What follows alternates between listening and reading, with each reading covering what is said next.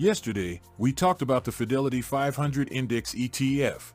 Today, I'm going to share the second index fund on my list, the Fidelity US Dividend ETF, FDVV. The Fidelity US Dividend ETF invests in U.S. companies that have a history of paying dividends. Dividends are payments that companies make to their shareholders out of their profits. FDVV has a low minimum investment of $10 and an expense ratio of 0.08%. This means that for every $10,000 you invest in FDVV, you'll only pay $8 in fees per year. FDVV is a good investment for long-term investors because it provides a way to generate income from their investments. Dividends are typically paid out on a quarterly basis, so investors can receive a regular stream of income from their investment in FDVV.